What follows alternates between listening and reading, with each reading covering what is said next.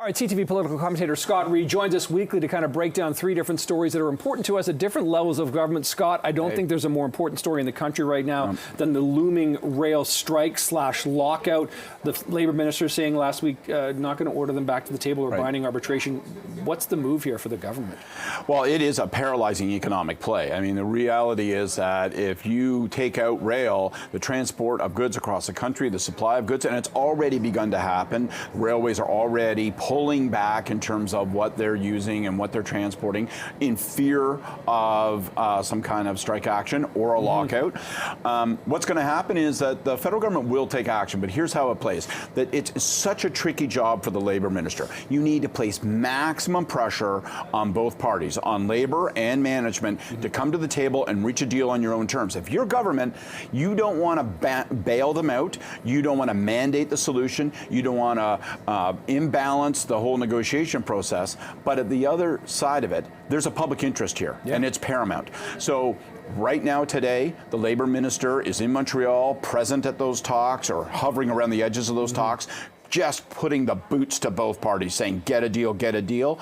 If they don't, what I think you'll see is you will see back to work legislation. And then it's just a judgment call. How long do you let that go? My guess is a shorter period of time, given the potential scale we're talking about here. But you don't act preemptively. You can't even signal you're going to act preemptively, because then you pervert the talks. It's a delicate act, and we heard Jagmeet Singh, of course, who is propping up the Liberal government with this confidence supply motion, saying, don't do this, don't force them back, like don't be the big heavy hand here. Yeah, but he can take that position because he knows that the government doesn't need him.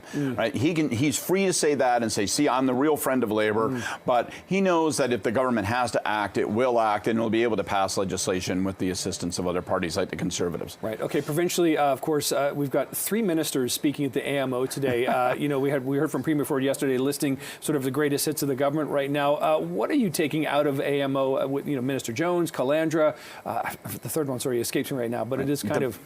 The big play today is going to be Sylvia Jones, Health Minister. She's going to be there. It's clear the government's going to make a big play with respect to mental health and addictions. I come from Belleville, Ontario, and you remember the fentanyl overdoses that were happening on the streets of Belleville. And you know what? It's not a unique story. Across the whole province, on city streets, in small towns, downtown, main streets are being dominated by opioid, fentanyl abuse. And it's a massive, massive cost. It's a massive social cost. It hurts and harms families. So what I think is going to be interesting, though, is that the provincial government is almost certain to be damned if they do, damned if they don't.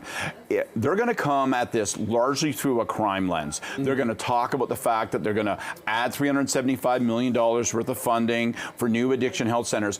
But what they're really going to emphasize is we don't want them anywhere near schools, parks, playgrounds. You're going to see the consequences. Maybe up to 10 of these safe injection sites will be shut down. They think that works for their base. They'll put some money into it. But what the mayors will say on the front lines today is that amount of money does not get you anywhere. This is such an expensive situation. If you really want to help folks in this situation, you got to give them 360-degree care. You got to find them a place to live. You got to give them the support so they don't slide back into addiction. You got to help them with mental health and counseling. It's an incredibly intensive, incredibly expensive problem, and it's a growing problem. It dominates all across communities.